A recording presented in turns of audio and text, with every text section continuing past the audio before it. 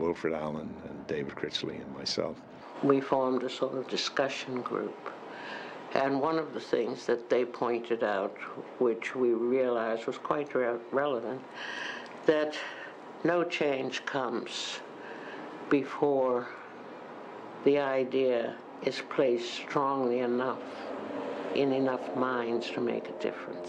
We were successful in doing an analysis of the problem in Bermuda.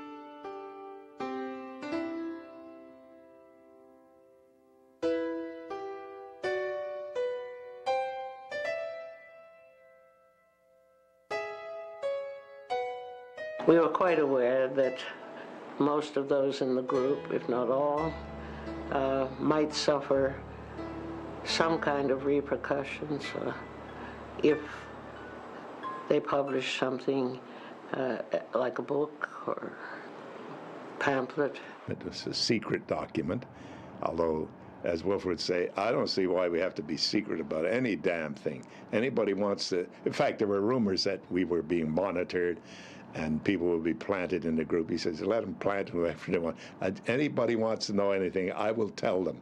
We decided that since Mr. Critchley was going to Canada, that he could have it printed up there. While it was hidden and secret, in quotes, it did a lot. A good number of years later, it was seen by some of the powers that were, and they thought there was going to be some kind of uprising. They were quite concerned about it, and we just laughed because we knew it had been out for several years.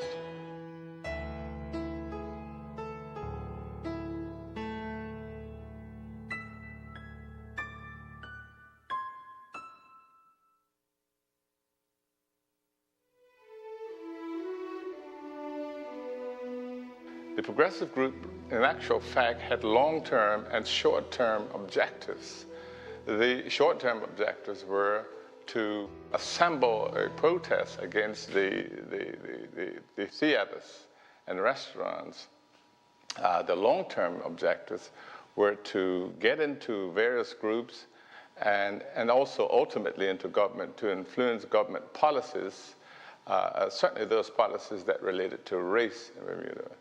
It was started really as the development of a political force.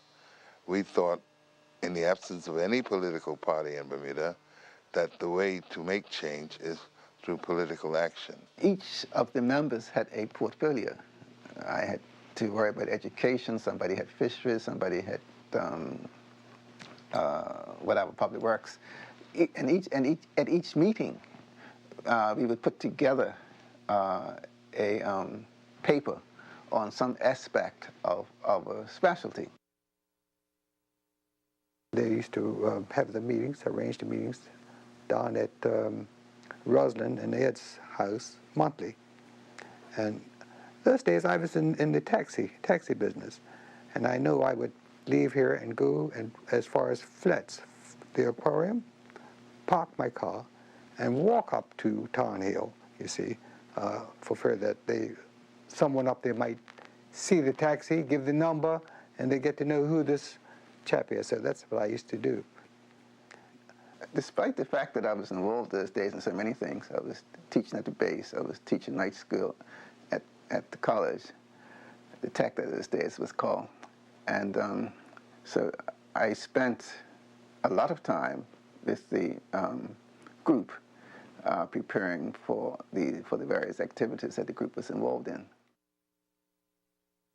We began courting, and he would come to visit me, and I noticed that he was coming late at night and late on weekends. I could tell her that I was at the college, I could tell her I was at the base, but we didn't have classes during Sundays and Saturdays. Therefore, I had to make up some reason why I was unable to be available. And it was beginning to get on my nerves, because the first thing I thought that this fellow had someone else, and I'm playing second fiddle to that someone else, and that didn't go down with me. And as much as I was I found myself falling in love with him. I wanted to break this thing off before I just fell head over heels, and he made a fool of me. So every time he came late, I built myself up to tell him, I'm giving you your walking papers. But I couldn't. I kept putting it off. And then one day he came and he said, I've got something to tell you.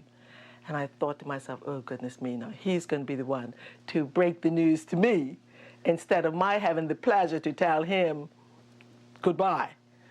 And he said to me, to my surprise, I want to take you someplace, but I can't tell you where it is or what's it about until we get there. The group was very careful about whom they took in, and very selective. And so that because of the situation I was in, I put it to them to ask if my fiancée could be a part of the group. Now, just because I was a member, that wasn't an automatic thing. The group was very disciplined. We couldn't accomplish what we did in any other way. So therefore, it had to be discussed in the meeting. Now, I'm so surprised, I should say, by the fact that it's not walking papers time, that I went along with him and found out that I was a member. I was asked to join the progressive group. But when I think of this, if he hadn't come forth on time, well, it would have been history. I don't think that, well, we would not have been married. I would have dropped him, which would have been most unfortunate. On the other hand, he claims that he would have gone on with the progressive group, and he thinks I would have accepted it. No.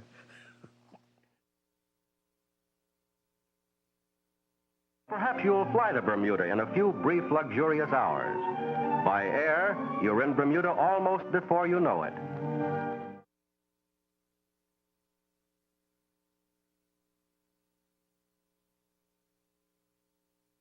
I returned home from school for holiday from Canada. And of course, by that time, I knew everything. My mother didn't, as far as I was concerned. And one day I decided I was going to go to the theater, not the theater, to the movie, we call the moving picture theater. And she looked at me as if to say, what's wrong with you? Why would you go there? It was the Playhouse Theater. The Playhouse Theater segregates. As she says, they segregate, don't you go there. And I said, I want to see Intermezzo. And I am going to the theater. She was very disturbed, but I went anyway.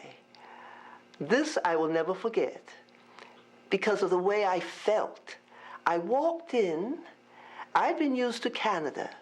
In Canada, I felt free. Canada was such a different place. But when I walked into this theater, there were the blacks sitting on the side, blacks right down in the front, and blacks nowhere else. The middle, all white. I felt so uncomfortable. I was trying to stay there because I wanted to show my mother I was going to do what I wished to do. But I learned a great lesson. Don't do things when you know that what you're doing is wrong. The theater problem was one that people experienced all the time, partly because frequently there were more people to occupy the colored section than there were seats in the colored section, and the white section would be left empty.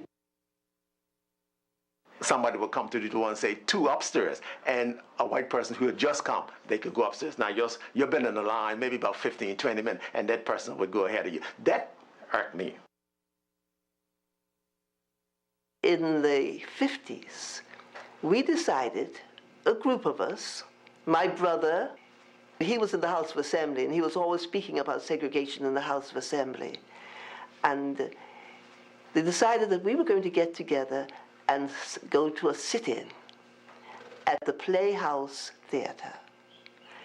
And we went there, we didn't let certain of our group go, because certain of our group had a family, there were children, and the children would suffer because they had a mortgage, and the mortgage would have been, the bank would have called in the mortgage, sure enough. And so those of us who felt that we were secure enough thought we were going to go and sit in the center at the Playhouse Theater. We had one thing that we wanted to happen. We wanted to be arrested. We wanted to have headlines in the newspaper saying such and such a group were thrown out of the theater and arrested because they would not sit where they were supposed to sit. So I can see us now walking into the theater, and into the center section, there were white people sitting there. They wouldn't move. We pushed in. We'd say, excuse me. We were very polite. We pushed in, excuse me, excuse me. They kept their knees quite where they were. And we sat. And we waited. We waited and waited to be arrested. The manager at the back, I think he knew us, and he knew he wasn't going to have any trouble. He gave a signal, leave them alone. So we weren't arrested.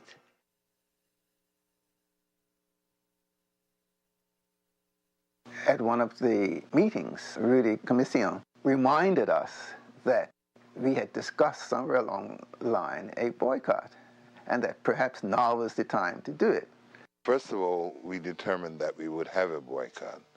And then, following that, we were lucky enough to have people capable of getting the address lists for the Somerset Cricket Club and the St. George's Cricket Club, which was pretty vast by anybody's judgment, and therefore we could send letters to every one of those people on their mailing list. Although we had sent out thousands of letters, but we were still concerned about it not reach the majority of the people. But we didn't have to worry about that, because the Royal Gazette printed the letter to jeer us.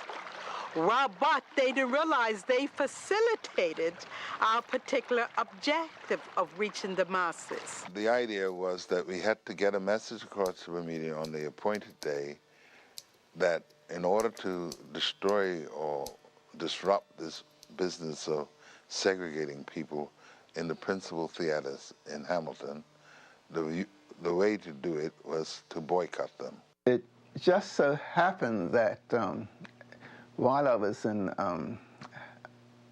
at Center X, as part of the cooperative movement, all of the techniques that I needed for the progressive group, I learned at college. When it came to putting posters together, when it came to stick